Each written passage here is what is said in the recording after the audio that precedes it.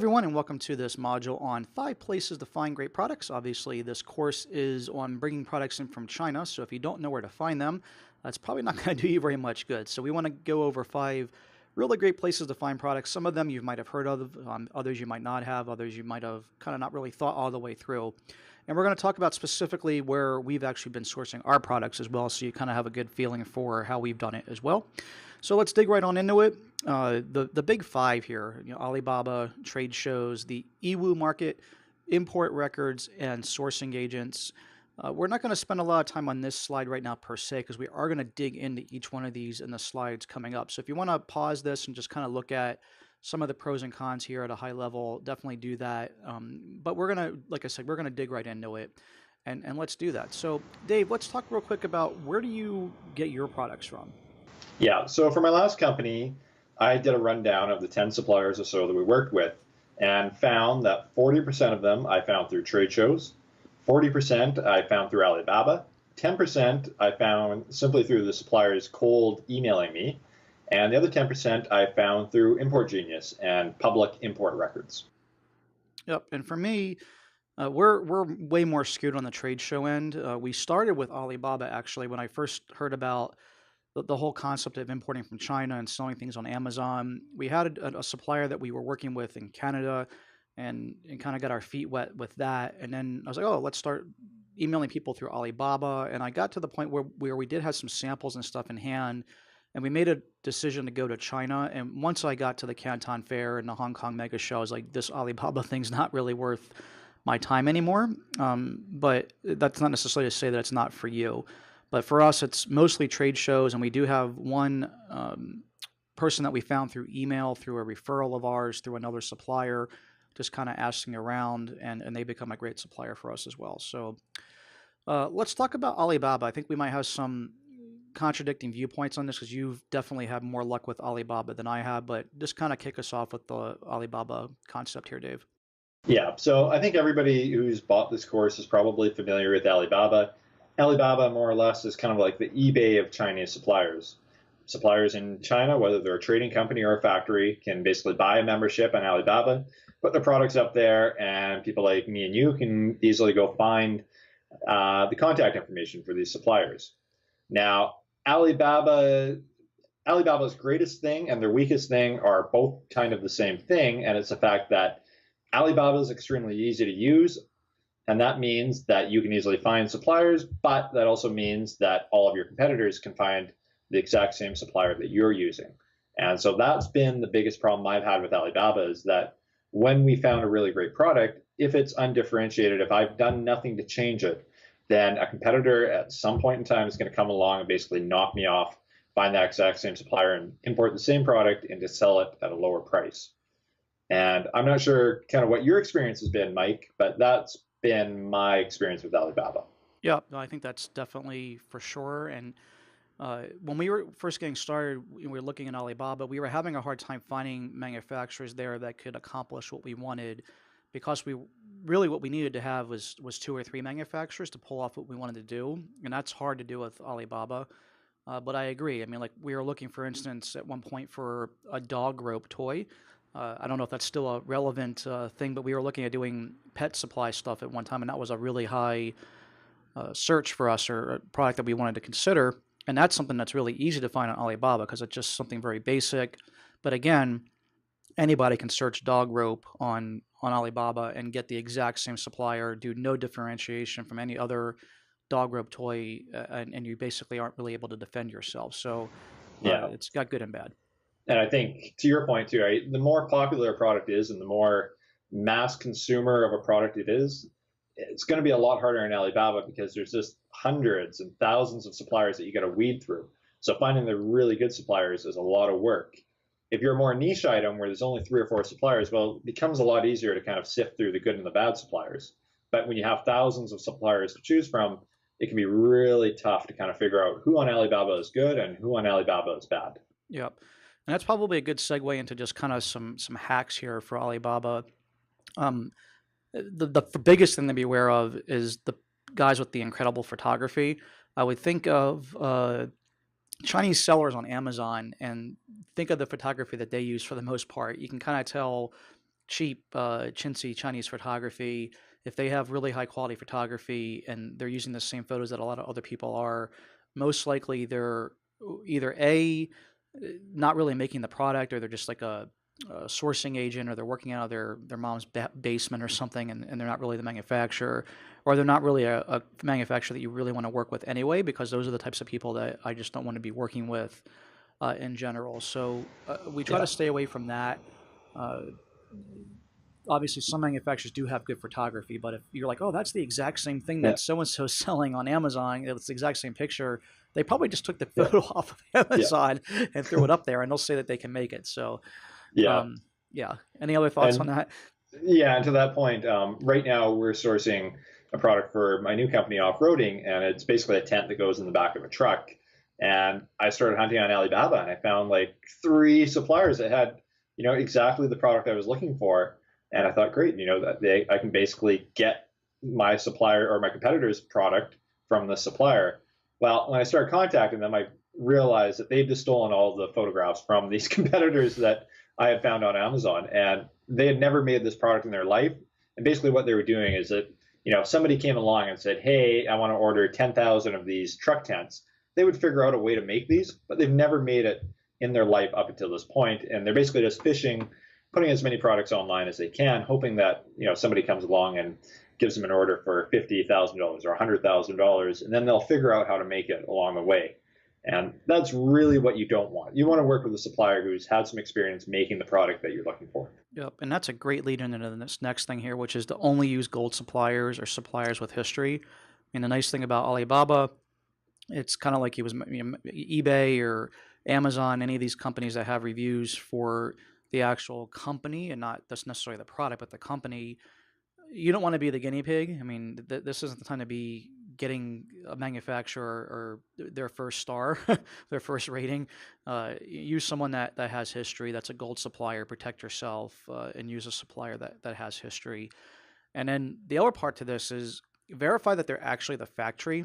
Now, I have no problem using sourcing agents in general, but they're sourcing agents that are basically bottom feeders and doing nothing, no value add, doing nothing to help protect you, doing nothing to to add value basically to your order. And then there's ones that do. I find that the sourcing agents on Alibaba are not going to be the ones that are adding value for the most part. There might be some exceptions to the rule, but this is where I think Asian inspection can come in really handy. You can hire them for just a couple $100 to go out and actually tour the factory and make sure that it's a legitimate place. And very quickly, when you send that email to the sourcing agent and say, I want to come visit your factory, a lot of times the conversation just kind of ends there. They won't even respond to you because they realize that you're a little bit more sophisticated than the person they want to deal with, because they're trying to just, again, be bottom feeders. It's Yeah. easy to hide behind the internet, right? It's when I was dating, I was a really handsome, skinny, muscular guy, right? When doing online dating. So it's the same kind of thing here with Alibaba. Just be really careful with who you're talking to. Yeah, and we'll go into the whole trading company versus factory debate later on in another section. But the point that Mike's trying to make is that the trading companies that proliferate on Alibaba, they tend to be the kind of bottom of the barrel trading companies that aren't really adding any value to the whole product. And there are trading companies that actually do add a lot of value from working with them. But the ones on Alibaba, 9 times out of 10, they're really not adding much except for adding some extra cost onto the product. Yep. Yep. Absolutely. So the next way is to visit trade shows, and this is certainly a much bigger leap of faith, a bigger investment, if you will, especially if you're going to trade shows that are actually in Asia. Just getting there is expensive. Taking time off of work if you still have a full time job, or taking time out of the office, so it's a time opportunity. Um, the meals, hotels, everything kind of adds up. It's an expensive trip, but for us, it's been incredibly worthwhile, and we've been going either once or twice a year for the last three years now, and it's done really well for us to find the best suppliers and for a particular product that we'd be looking for. So, let's kind of go over some of the different trade shows that are over there. The first one here we have on here is a link to the ChinaExhibition.com. This is a list of all the different trade shows that are happening in China. You can take a look through there. But the big ones that you'll hear about are the Hong Kong Mega Show and the Canton Fair. Certainly, there's a Shanghai Toy Fair. I think that's probably going to be on that China exhibition one. Dave, you probably know some other ones. Do you know any of any others you want to talk about real quick? Well, I think the thing with trade shows is that China literally has a different trade show going on almost every day. And I've seen everything from my previous company, boat shows going on in Shanghai and Qingdao, to things as obscure as a popcorn making trade show. So, like any niche that you're in, there's a trade show that exists in China. And using a directory listing like ChinaExhibition.com, you can really find a trade show for pretty much any niche that you're considering getting into. Yeah, and this is also a way if you don't want to take the expense of going all the way over there, you can kind of I don't know, kind of do an end around, I guess, if you will, and go through one of these directories, look at when the show was, and just email them directly and say, hey, I saw you at the show. Can you give me more information or whatever? They get thousands upon thousands of people that go through there. They're not going to remember you from one person or another, and they'll just assume that you did see them there. So it's definitely a way if you don't want to take the expense of going all the way over to Asia and meeting them in person, which I do encourage you to do, but I realize that not everyone's in a point in their business life cycle to be able to afford that.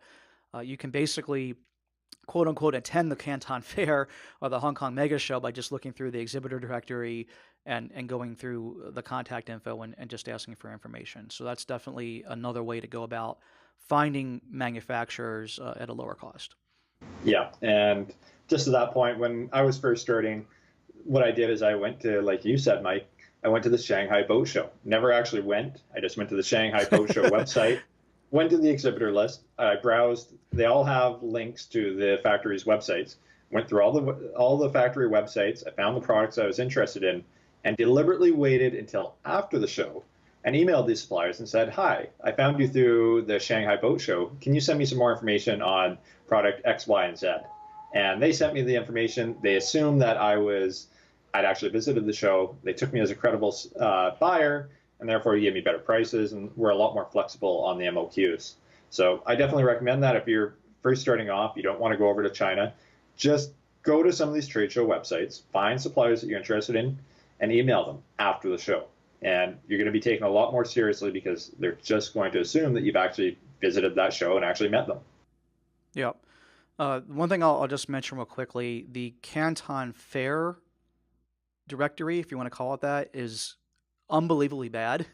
When you do a search through there, I mean, it's horrible. So have some patience when going through that. I've had to go through the certain categories, like manufacturer by manufacturer, to find what I've been looking for a couple of times. So just kind of keep that in mind. If you're looking for instance, like dog rope toy, you type that into the Canton Fair website, and you're probably gonna come up snake eyes. You probably need to go through like the pet category a little bit more Yeah. in detail, but the information is there, and it's certainly cheaper than going through or taking a trip to China specifically. So, okay, let's move on. And actually, here's a screenshot real quick of this is from the website we were just talking about that shows you the official website and basically a business card, if you will, electronic business card of a particular this company here, Hong Kong. What is this company here? This is from Leisure. the Hong Kong Convention Exhibition Center trade show, and this is basically one of the outdoor sports and leisure companies. Okay. Yep. I was just trying to I'd never seen this layout before. So, yeah. Okay. So the next thing is the Iwu market. It's spelled YIWU, but it's pronounced Iwu. I think basically the Y is silent and the I becomes an E or something like that. I don't know how Chinese works, but it's pronounced Iwu. If you did want to visit there directly, you would fly into Shanghai and then take a train out to the Iwu market. I believe, Dave, you've been to that market once or twice before, haven't you? Yeah. So in 2015, I did a little undercover snooping trip over to Iwu. I wasn't necessarily per se interested in the products, but I just wanted to see Iwu in the flesh because I'd heard a lot of things about Iwu, good and bad. And I went over there and I toured it basically with a sourcing company there for one long day. It was about 10 hours in the day. And what Iwu is, it's a giant mall. Like it's bigger than any mall that you can think of in the United States, but it consists solely of basically either factories or trading companies. In other words, it's kind of like a 24/7 Canton Fair. And you can find any product you want if it's a commodity product. So anything from Halloween decorations to pet products, you can find in Iwu. And the good thing with Iwu is that it's really dedicated to buyers that only want to buy 50 to 100 pieces of each item, but they want to buy 10 or 20 different items. So 20 different items, but a really low MOQ of each item. And if you go over to Iwu, basically you need to get partnered up with a sourcing agent there that will walk through the fair with you, translate for you, and then ultimately place orders with you and kind of consolidate them all into one shipment. But again, just like the trade show hack, where you don't need to actually visit a trade show, the same thing goes with Iwu. You don't necessarily need to visit Iwu. What you can do is you can contact one of these sourcing agents directly, just through email, give them a list of the products that you're looking for, and what they'll do is they'll have somebody go to the market, basically go and visit all these different shops, collect a bunch of specifications, product photography, and that type of thing, email it back to you, and then ask you basically how much you want to order of each product. Now, there's a ton of these different sourcing agents in Iwu, but the one that I kind of partnered up with while I was in Iwu was ewupartner.com. And if you want to email Estella to estella@ewupartner.com, give them a list of the products that you're looking for. She'll be happy to send out one of her staff members to go out there, try to find those products for you, give you some more information on them, and then you can decide if you do want to buy them or pass. Yep, cool. I've personally never been to the Iwa market. I have been to Shanghai. We took a trip up there a couple of years ago and visited something like 8 manufacturers, I think it was, in 7 days. And we were planning on originally going to the Iwa market, but just after talking to lots of other people, because we don't typically do commodity type products, we just ended up visiting more factories, and we had run out of time anyway. So it was either go visit a couple factories and get more time or value out of our time than going to the Iwa market. So at some point, I would like to see it, but depending on what you're looking to do, if you're in that more of a commodity niche, then it's probably more for you. And if you're looking to do things that are more customized or higher level, I would definitely not go to the Iwa market. Yeah. Okay, so moving on, this is actually a pretty sick hack that Dave introduced me to originally. I had heard that this stuff was out there, but I didn't realize how easy it is. And that's basically just looking at import records. So there are a couple of different companies or services, SaaS services, whatever you want to call it. The big one that you hear all the time is Import Genius. There's a couple other ones out there, but you can look through Import Genius. They requires a subscription, but if you're in the phase of your manufacturer hunt where you need that information, it's certainly well worthwhile the $100 or whatever it is a month to get that subscription, whatever they might be charging at this point.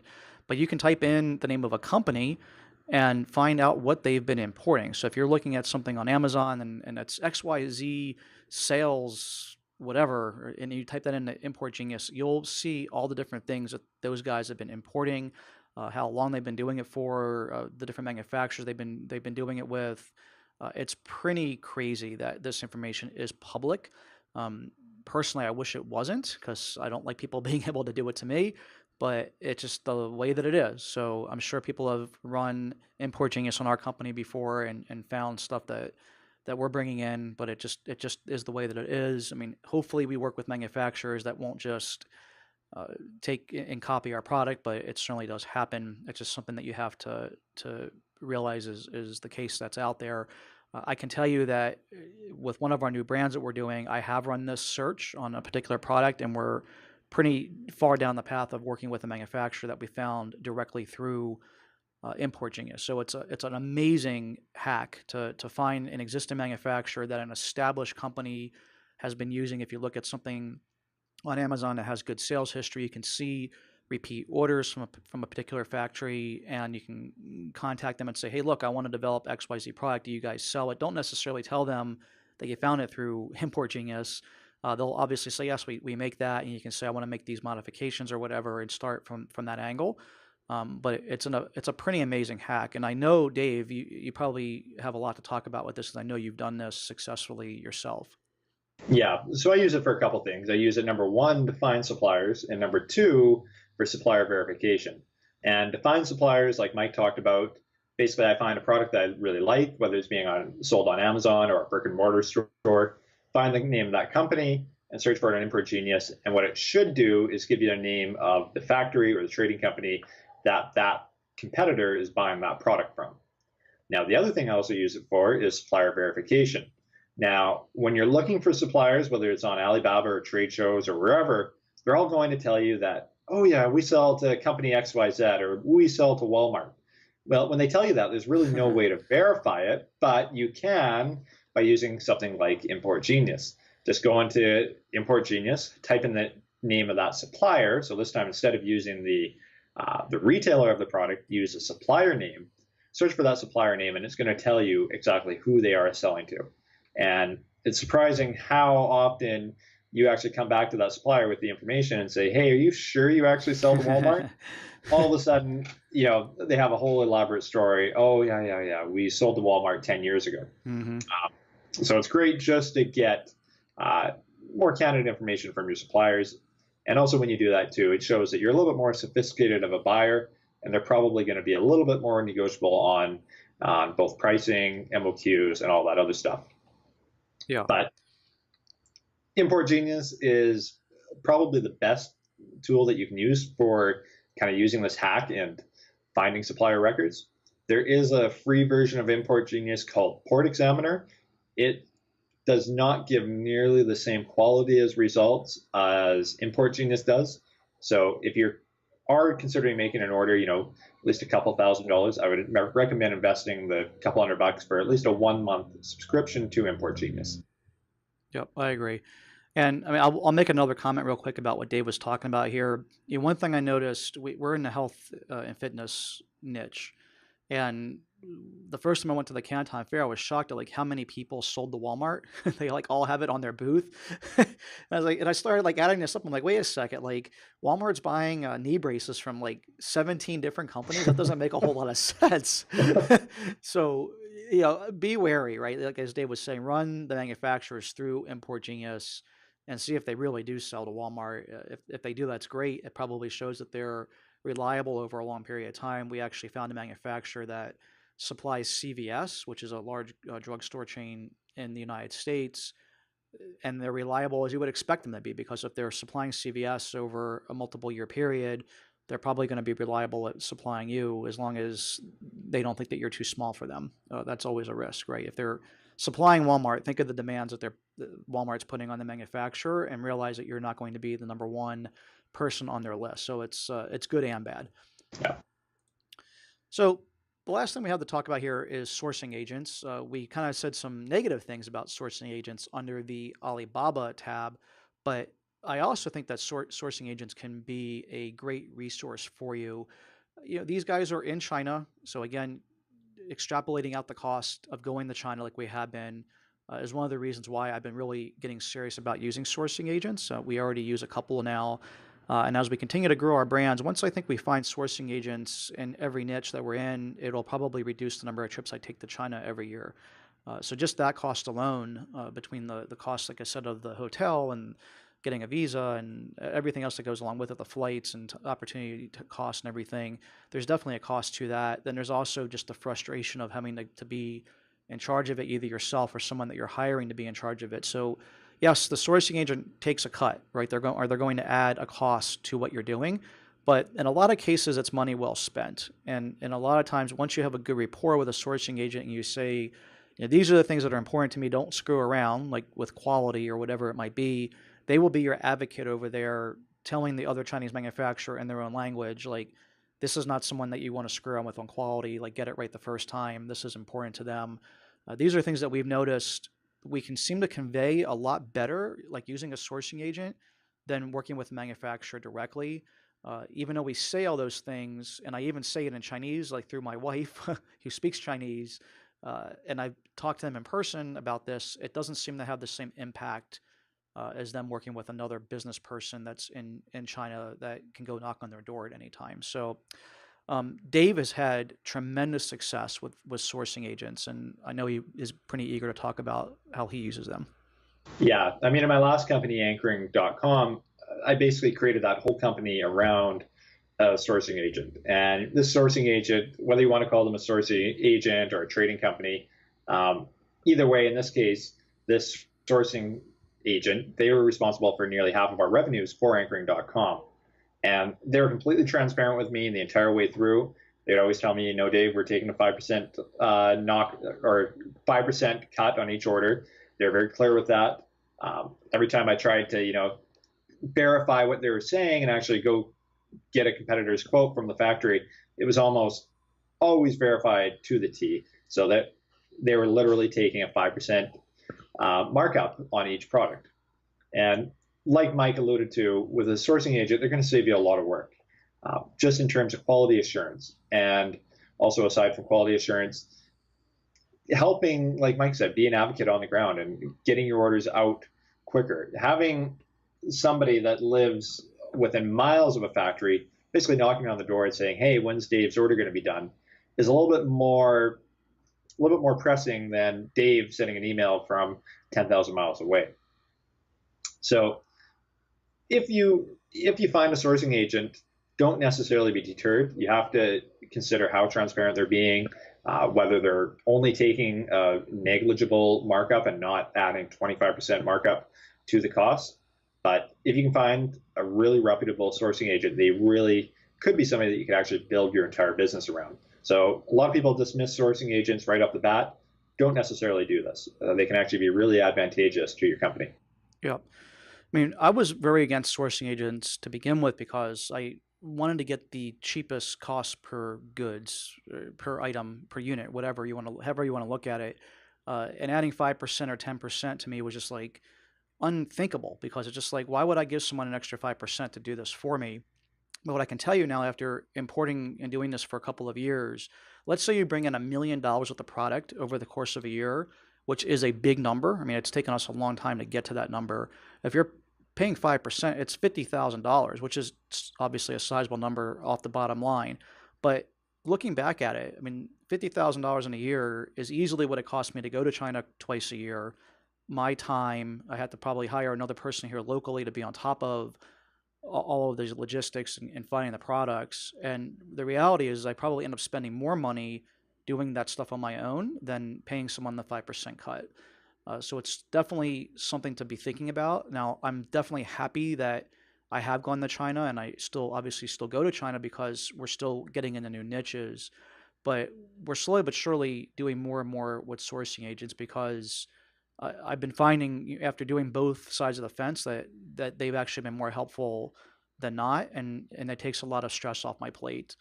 For instance, like I use a forwarding agent in a customs broker that is a kind of a white glove company. I know I'm paying them more for less hassle, and it's the same thing here.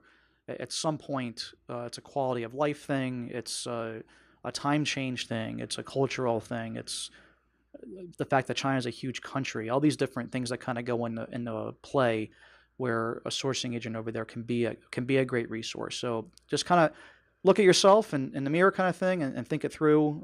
I don't know that there's any one right answer for anybody, but just giving you my open, honest opinion on that. Yeah, and I think the big question is how do you find a sourcing agent?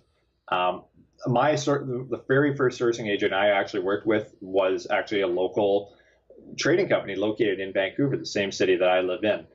So if you do live in a city with a sizable Chinese population, you might be surprised that you might actually be able to find a sourcing agent within your very own city, which really helps, obviously, if you can actually meet that company face to face in your own city. Um, However, the company that I talked about earlier that I kind of built half of my company's revenue around, they were a trading company I found through a trade show. Started off only importing a couple of different items from them.